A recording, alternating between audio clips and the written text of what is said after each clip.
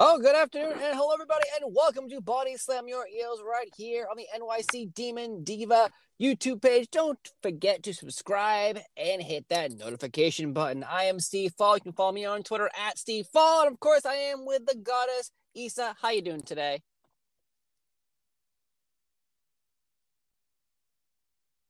Sounds like Issa is in a storm. I am okay. How are you? I'm doing great. One person who's not doing great is Brian Kendrick, because, boy, he has been on top of the world and now he's on the bottom of the world. Recently, Brian Kendrick got his WWE release. Everybody thinks it happened on Tuesday and then suddenly Wednesday he was booked for Dynamite. That's not true. He was released about 30 days ago, and due to COVID situations, he never got to finish the storyline on NXT. But yet everyone believes that he was released on, Tuesday and was supposed to wrestle on Wednesday. So the world was his oyster. Well, it turns out in 2013, he said some very controversial things about the Holocaust and Sandy Hook, pretty much being a denier.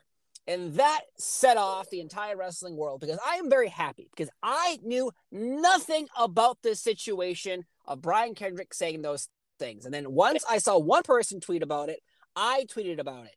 And then suddenly, the next morning I woke up, it was Brian Kendrick was trending because everybody and their mother was writing about Brian Kendrick in the most negative light. Thankfully, Tony Khan is an internet troll, and he was there, and he realized, wait a minute, I just booked some guy who's saying these terrible things. I don't want this on my show.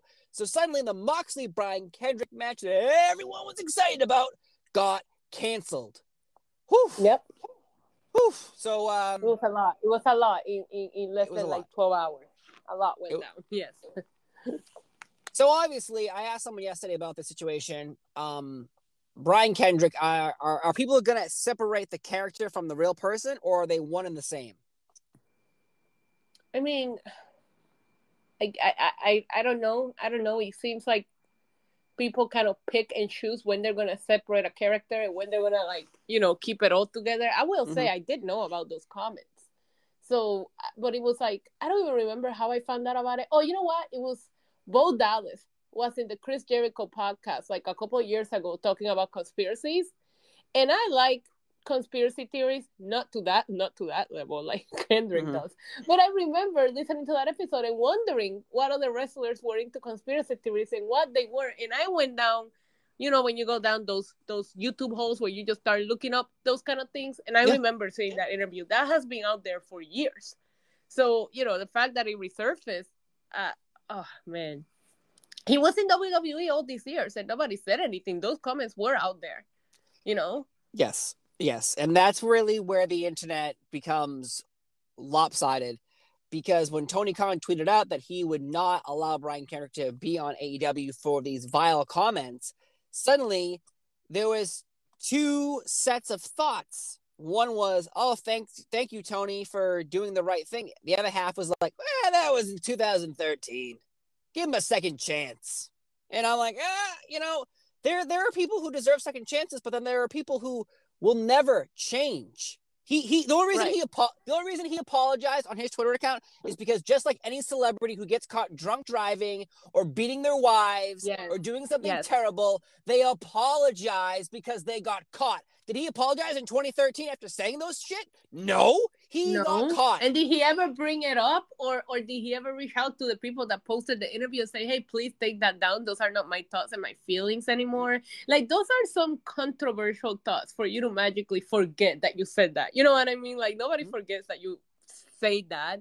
So in my opinion, it's like, if you are really sorry, if you didn't feel this way anymore, at some point in the last, 5, 6, 7 years, you want to say, you know what, I should probably try to have this taken down. Or with the way that today's society works and the way that things are, if you were really sorry, you should have brought it up to people's attention yourself and say, hey, I made some controversial, comments in the past. I apologize for that. But no, you come out with your apology when it comes, like, for you. It doesn't matter what you say on the internet. It stays there forever, unfortunately. So, but I'm just saying, you know what I mean? Like, you could have said it ahead of time and said, I don't know. I just think he apologized because he got caught, not because he's sorry. Yeah, and he wrote 2 tweets, but here's one of them. I apologize for all the hurt and embarrassment I have caused with my words. These are not my beliefs and never were my beliefs. Sure. And I crossed the line. Oh, really? They weren't your beliefs? Then what the fuck did you say those things? Right.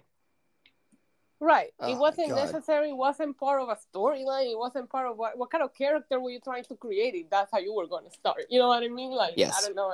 I don't believe for a second that he didn't believe that, or I don't know. And the comments after that tweet are embarrassing for some people. I really hope that some of these people are hiding and these aren't their real names. I saw some of them that were like, "Oh, good job owning up to it, man." And I'm like, "Shut up." Like a friend of mine, Fuller_Kylie, she jumped in and wrote, "How were they never your beliefs? If you stated them multiple times, like it wasn't just this one video. He's been saying this for years. Right. Yep. I'm trying hard to believe you here, but I need a bit more. Why would you say those things if a part of you didn't believe them? Thank you." And then the comment underneath that, I won't give this guy any airtime. He wrote, "This was over a decade ago. People can change." Wow. Oh, really? Okay. You know what? I do believe people can change, but I don't believe people can change once they get caught. They got caught. They got in trouble. Now they're fucked. Yeah. And I saw a lot of people with their opinions also about how, it just came up because Tony Khan hired him or this or that. And it was like, it was there. All you had to do was just look it up. The problem was that he hasn't been relevant for people to be looking up his old stuff. You know what I mean? But I told you, I remember running into that all over looking up and I remember that's when people were talking about AJ Styles being a flat earther. Like, I don't even know why I got lost in what wrestlers believed in conspiracy theories. And I remember seeing that. And I don't know when he was running a conversation with me in the past. And I remember calling him a piece of shit, and everybody was like, "Why would you say that?" And I'm like, "Haven't you seen it?" Like, I'm like, look him up on the internet, and you will realize he's a piece of shit. Yeah. And again, do I believe people can change? Sure. But you know what? This reminds me of like when someone, like I work for a news station. This reminds me of like when someone does a hit and run, and they do a hit and run and they kill someone. They know they hit that person, but you know what they do? They drive away. They drive away. And they try to hide what they did. Maybe I'll go to the car shop and get my car fixed. And guess what? 2 weeks later, you get caught. And the first thing these fucking people say is, "Oh, God, I'm so sorry. Oh, my God. I didn't mean to do it. I didn't mean to do it." Yeah. You know what? Oh, were you sorry when you did it? No, you know what? You're sorry now because your ass got caught. Right. This shit always pisses me off. It happens with celebrities all day long. You know, Mel Gibson getting pulled over, being a drunk asshole, saying anti-Semitic shit to the police officer and saying sugar tits. And then fucking, he's like, "Oh, I'm an alcoholic. I need help. I'll go to Alcoholics Anonymous." Oh, okay. And then he gets brought back into Hollywood. Brian Kendrick, just like people like Velveteen Dream, a whole different situation. But Velveteen Dream is kind of in the same boat. He did something. He was fine for a while, got caught. And then, boom, he's stuck in this position where he can never get out of. Brian Kendrick, we'll see. We will see what happens if someone allows him back into the realm of being allowed to be, I don't think GCW, MLW, Impact Wrestling, AEW, WWE, plenty of places to work. But will they bring him in is the question. No, not at the moment. I doubt it. And I don't know that I don't know. Those comments are just not, they're not a good light. Right. Do you wonder, like, why are these companies not researching further into people? Like, how is it that now that it came up because of the people tweeting about it, is that Tony Khan decided to take action? Like, why don't you have somebody just making sure before you hire these talents? Both companies, not just Tony Khan, WWE too. You know what I mean? Like, because we've seen it happen with WWE where they hire people where it's just like, man, just do a quick research. Like, it took the fans 5 minutes to figure it out, to find those interviews. My guess is that, hey, a wrestler walked up to Tony Khan, "Hey, my buddy Brian Kendrick needs a job. Oh, okay. I respect your opinion, so-and-so, whoever's talking to me. Let's give him a match." And then, boom, I'm guessing that's how it works because Brian Kendrick wasn't signed. But I'm the he wasn't signed to AEW.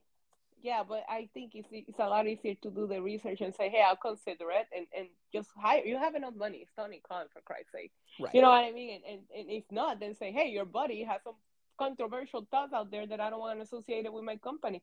It just looks a lot better to be prepared than to have to like backtrack like they had to do yesterday, you know? True. And honestly, this Brian Kendrick story might open up a floodgate because underneath the guise of some fans, people know about how Darby Allin kind of is in a hot spot, and Jay Lethal is in a hot spot. And yet fans are okay to ignore that because they like the character. Brian Kendrick apparently pissed off enough people that people were like, I'm not going to look past your what you've done. I'm going to make sure that you like suffer. A whole different, and that's like a whole different conversation to be had, because if you really think about it, while he was talking about conspiracies and says all these fucked up things about the way that he feels about certain things, you're also talking about people being accused of actual crimes and acts that are, you know what I mean? So it's like, what's even worse? Somebody saying, oh, I believe the earth is flat. I'm not saying that's what he said, but you know what I mean? Yeah, of and course. Somebody being accused of sexual harassment. Like that's a whole different conversation to be had too. Like, what's worse? Somebody making some controversial statements that people don't agree with, or somebody being accused of an actual crime? And I'll be honest. I have a feeling that Darby Allin is protected by the fans because the fans aren't going to go out of their way to make sure they ruin Darby Allin's life because they like his character, they like who he is, so they're not going to go out of their way to do this. Brian Kendrick, I think, was a fluke. I think this Brian Kendrick story was a fluke. A couple people tweeted about it, and then people were like, "Wait, what's this?" Because they didn't know. So they started Googling it, and then they found it, and then they tweeted about it, and then I think that's what happened, the snowball effect of everyone looking up this information. And the issue was also, like what you said, it's like once you start Googling, you realize it wasn't a one-off statement. He said a lot of messed up things on different interviews, which is what makes it so hard to believe that those are not his belief or never were, because then why were you repeating or even coming up with crazier things to say in different interviews? Like, this wasn't a one-off, this guy said something stupid. Like, we're talking about he said it in multiple interviews. Yep. So I'm very happy that AEW did the right thing. And, you know, it does kind of bring you back to like the old days of WWF where you had wrestlers from the 80s where like Dark Side of the Ring, that show really brings up what happened kind of in the 80s and the early 90s of professional wrestling, where drugs and rock and roll and murders and you know, abusing women, like there's so much of that. Up. People murdering people was covered up. It was bad. And now I think fans do not, especially newer fans, do not want an environment like this, because a lot of new fans, much younger fans, you know, in the early 20s, they grew up in a world where, you know, anti-bullying is a big thing. You know, when I was a kid, if you were picked on, it was like boys will be boys. Boys will be boys. Yep. Suck it up. Oh, someone pushed you, you push them back. That's the way it was. Now it's completely different, and you know, I don't care how you feel about how you were brought up in the world or not. But this chapter that we're in right now of the 20-year-olds on making sure that everyone feels safe, I think it's really nice. But at the same time, like if you slip up, you're screwed. Yeah, it's a very unforgiving time as well. Yeah, no, you're absolutely right, and I do think I don't want to get into cancel culture, but I do think that there are some situations in which there's a right way to do cancel culture, and there's like a way where it's just a little too much sometimes. But can I ask you something though? Brian Kendrick, like out of all of the people that became free agents yesterday, was Brian Kendrick the person you wanted to see in AEW against Moxley? No, not at all. Okay, that's what I thought. Because I was gonna say like you had Keith Lee, Karrion Kross, like that group of releases Ember Moon became available yesterday. And they went with Kendrick, and this whole mess happened when I'm just like, you know, you could have brought up a lot of better people. But we don't even know if he was contracted, if it was going to be a one match. Like, we don't know where it was heading. And I don't know that we'll ever find out. And I think, though, this is just me thinking out loud, is Tony Khan loves the internet to do the whole rally AEW versus WWE thing. And so the fact that on Tuesday we found out Brian Kendrick was released, but of course it happened like a month ago, but no one knew. So we find out on Tuesday's release, suddenly a picture pops up from AEW's Twitter account and has Brian Kendrick in it versus Moxley. So everyone, their mother's like, oh yeah, stick it to the WWE. Yahoo! And that's really, I think, what Tony Khan wanted. Yeah, but how is that sticking it to the WWE that you're going to use a guy that we haven't seen in television for like 10 months. Because they remember the Ring of Honor days. That's what they do. They remember 20 years ago. Saying, but a lot of the people that are AEW versus WWE, some of them don't even know anything outside of WWE. You know what I mean? Like, let's be real. You know, there's people that are WWE. I used to be one of them, and now I'm glad that I have opened up and started watching other companies. But for a long time, and you know this, I don't watch anything but WWE. So it's I wouldn't know. I wouldn't know like what the hell they're talking about or what. You know, I think sticking it to WWE would be picking up Ember Moon, Karrion Kross, Keith Lee, and putting them in really fucking good positions, what WWE didn't do with them, and let them be the needle movers of your company. But you haven't done that with everybody that you've hired. You know what I mean? Like, look, I mean, I was very happy to see MJF homegrown, like, beat CM Punk last night. I was. But it's just like, you look at people like Miro, Andrade, there's so many people like Ruby, like, you're not doing much more with them than what WWE was doing. Mm-hmm. So if you want to really stick it to WWE, then start treating these people the right way. That's what the fans want to see. Like when we say, "Oh my God, I hope this person goes to AEW," it's because we want to see them being treated better. They haven't really. I mean, we just saw Adam Cole get hugged by by Orange Cassidy. Like that was stupid. You know what I mean? So it's just like if your point is to really stick it to WWE, then start booking this talent that you're picking up the way that WWE didn't, because that's what I would like to see. I would say the best thing to do to stick it to Vince McMahon and the WWE is for AEW to hire Shane McMahon. No, I'm just kidding. But he was let go. Let's do the storyline the right way. This story gets crazier and crazier because the Shane McMahon controversy of him being let go really revolves around Brock Lesnar. I was reading about this today. And the reports are coming in that Brock Lesnar wanted to do certain spots in the match. He wanted to do that F5 to Bad Bunny. He wanted to do certain things. But Shane McMahon kept being like, well, I want to do that to this person, and I want to do that to this person. And Brock's like, no, I want to be the most dominant person who comes in there with the least amount of time in the match and destroy people. As he should have been. And win. And Shane McMahon was like, no, I want to do this. I want to do that. Right. And Brock's like, are you fucking kidding me? That doesn't make any sense. In my opinion, that like we just saw the way that Brock Lesnar lost his title match. He should have been pissed off. He should have came in and dominated and won the Rumble. You know what I mean? Like there's no questioning anything. Like, how do you make it happen? A. B. You haven't invested Brock Lesnar, which we haven't had in a little while. In a long time. Freaking make his creative decisions, because when Brock Lesnar is on, he's the best. I think we're seeing the best Brock Lesnar, maybe possibly of his career right now. So the character version of Brock Lesnar, 100%. Character version, yeah. I mean, in ring, I don't know, because in ring he also hasn't skipped a beat. Consider the man is like 40 something now. You know, he still looks good.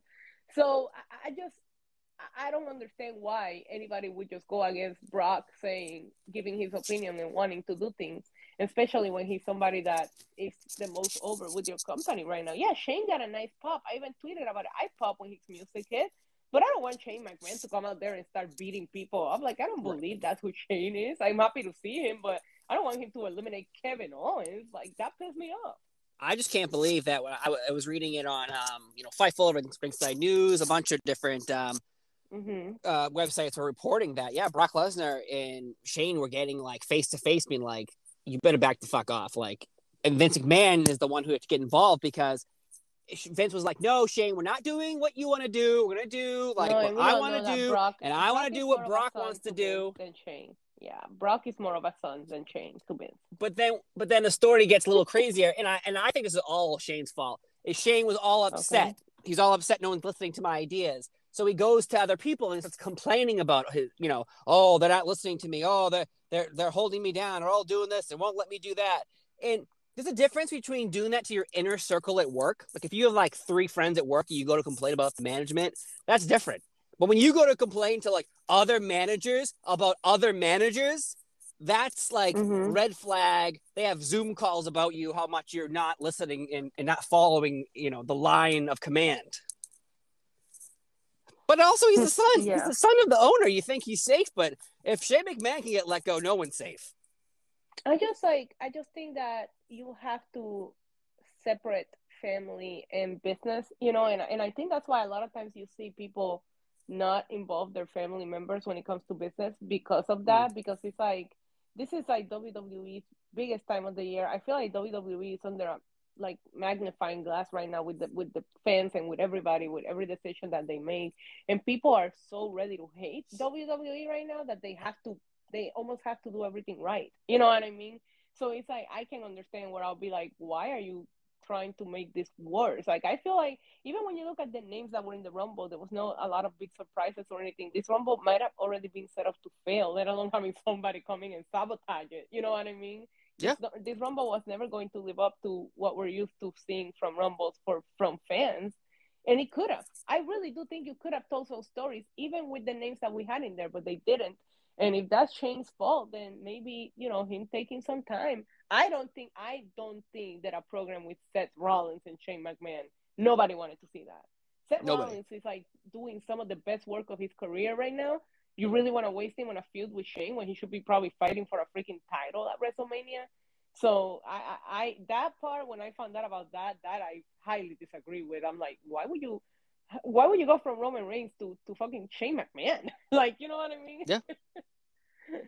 Yeah, that to me was like a red flag of you just showing up and be like, so I wanna eeny meeny money. You Seth Rollins, I want to fight you. It's like, he's like the second best character we have right now.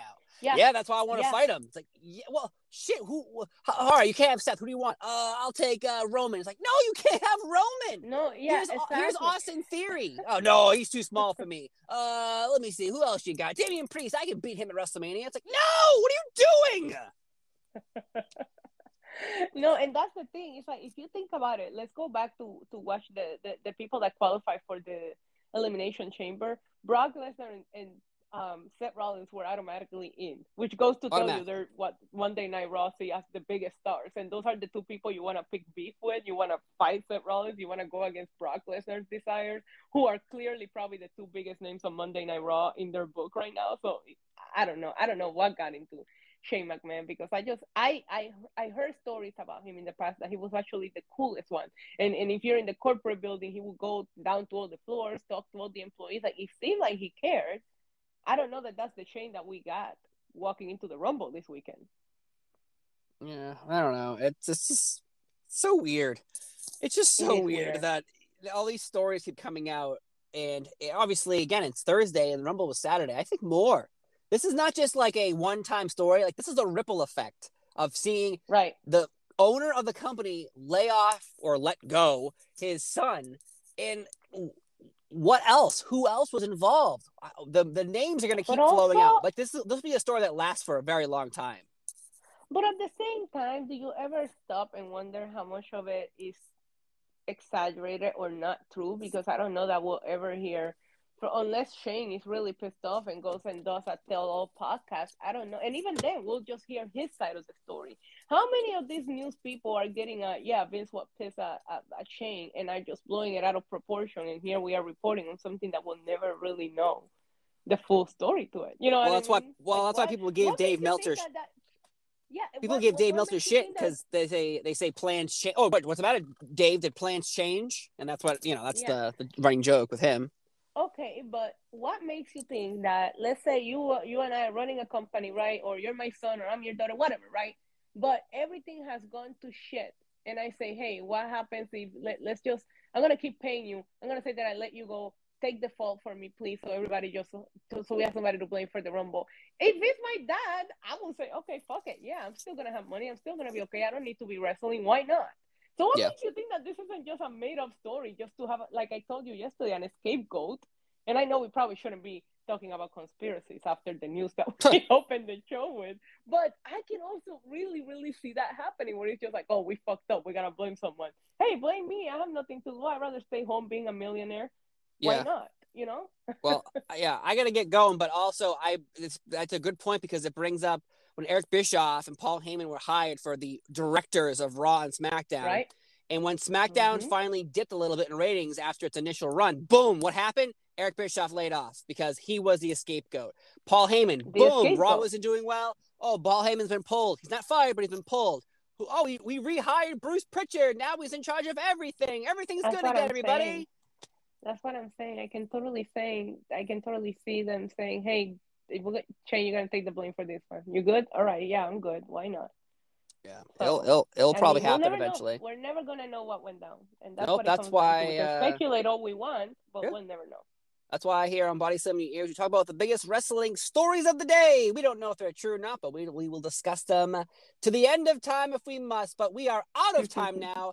I've been Steve Fall. You can follow me on Twitter at Steve Fall. You can follow the Demon Diva at NYC Demon D #1 VA, because DMX got her booted off Twitter. That's going to be how I always end these shows, with that. And folks, we always end the show the same way we do Monday through Friday, right here on the NYC Demon Diva YouTube page. And how do we do that? Adios. Adios.